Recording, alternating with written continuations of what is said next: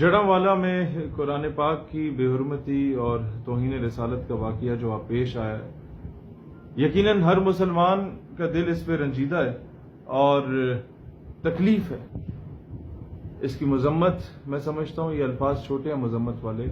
مرمت کی ضرورت ہے جو بھی شخص اس میں ملوث ہے۔ لیکن مجھے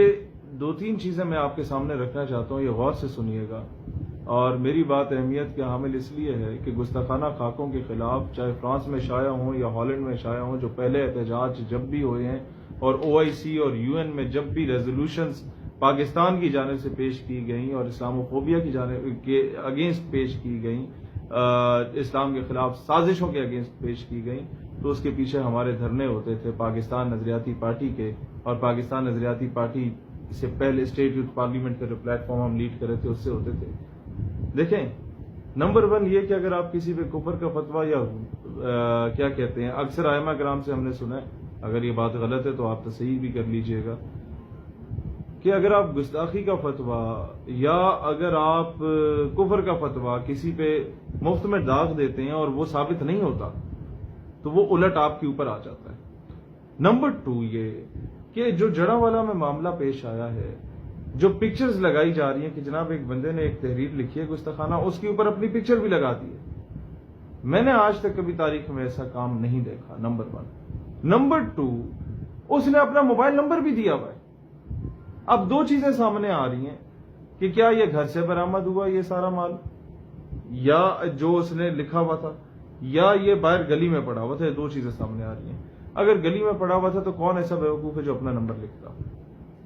سمجھ آنے والی بات ہے۔ اور اگر گھر سے برآمد ہوئے تو باہر والوں کو کس طرح پتہ چلا کہ گھر میں یہ چیزیں موجود ہیں؟ لیٹس سے اب بھی میں سمجھتا ہوں ہر قسم کا شک دور ہو سکتا ہے۔ وہ جو مواد برآمد ہوا ہے اور قرآن پاک کے نسخے برآمد ہوئے جس پہ بے حرمتی کی گئی ہے، صرف اس کے میں سمجھتا ہوں کہ اگر آپ لے لیں کیا کہتے ہیں فنگر پرنٹس لے لیں، آپ کو اندازہ ہو جائے گا کہ کون بندہ اس میں انوالو تھا۔ کیا یہ کسی سازش کے تحت مسلمانوں اور عیسائیوں کو لڑوا کے پاکستان کا امیج خراب کرنے کی بات کی گئی،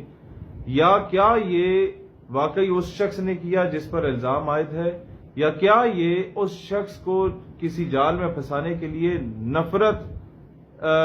ڈالنے کے لیے اس کے اگینسٹ اور اس کو جال میں پھنسانے کے لیے کام کیا گیا؟ چوتھا ثبوت آپ کو وہاں سے ملے کہ جب تصویر بنائی جا رہی تھی تو 2-3 ایسی تصویریں انٹرنیٹ پہ گردش کر رہی ہیں جس میں بیک گراؤنڈ میں ایک چھوٹا سا بچہ سویا ہوا ہے۔ اس سے اندازہ لگائے کہ وہ بچہ کس کا ہے اور وہ تصویریں کہاں سے آئی ہیں۔ اس سے بھی کئی ثبوت مل سکتے ہیں، کیونکہ ایسے معاملوں کو لے کے کئی لوگ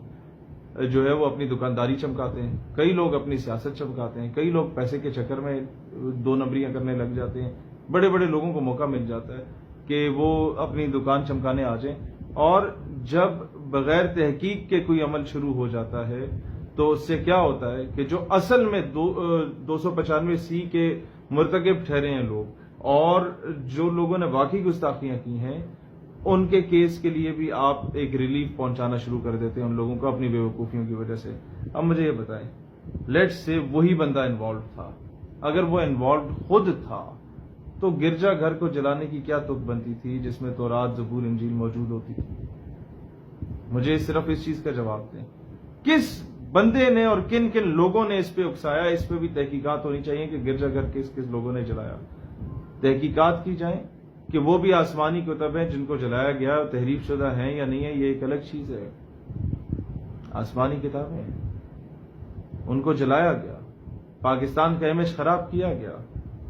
دنیا میں ہم لوگ شہادتیں دے دے کے تھک گئے ہیں، فوجی الگ دیں، پولیس والے الگ دیں، عام شہری الگ شہادتیں دیں اپنے امن کو قائم کرنے کے لیے، اور یہاں کوئی بھی ان گائیڈڈ میزائل کوئی بندہ اٹھ کے بول دے کہ جناب جا کے گرجا گھر جلاؤ، اور اس کے پیچھے اندھے گوگے بیرے کی طرح جا کے چلانے لگ جاؤ۔ یہ چیزیں بہت قابل غور ہیں کہ کون کون لوگ اس سازش میں شامل ہیں، اور اگر کوئی واقعی اس کا مرتکب ہے جس نے گستاخی کی، گستاخی تو ڈیفینیٹلی ہوئی ہے، کس نے کی ہے، اور اگر اس کے پیچھے کوئی سرکاری افسر ملوث ہے اس کو سپورٹ کرنے میں، اس پہ بھی تحقیقات ہونی چاہیے۔ یہ چند گزارشات تھیں، اور آخری چیز جو میں اپنے مسلمان بھائیوں سے کہتا ہوں کہ اگلے 3-4 روز تک کوشش کریں کہ پاکستان میں جتنے بھی گرجا گھر ہیں اس کا خیال خود رکھیں، کسی کو اس پہ اٹیک نہ کرنے دیں، کیونکہ ایک بہت بڑی سازش کے ذریعے بیرونی قوتیں ایک پاکستان کا امیج ٹارنش کرنے کے لیے اس طرح کا کام کروانا چاہتی ہیں، اور کئی لوگ اپنی دکانداری اپنی سیاست چمکانے کے لیے اس طرح کی حرکتیں ضرور کریں گے۔ ایک شخص نے ایسی حرکت کی ہے تو کراچی میں اگر ایک عیسائی موجود ہے، آپ جا کے اس کا گربان پکڑنے لگ جاؤ گے تو یہ کہیں پر بھی اسلام نے اس کا درس نہیں دیا۔ یہ باتیں ساری میں اس لیے کر رہا ہوں کہ ہم ایک اسلامی فلاحی ریاست سے تعلق رکھتے ہیں جس کا نام اسلامی جمہوریہ پاکستان ہے، اور پاکستان کے ہر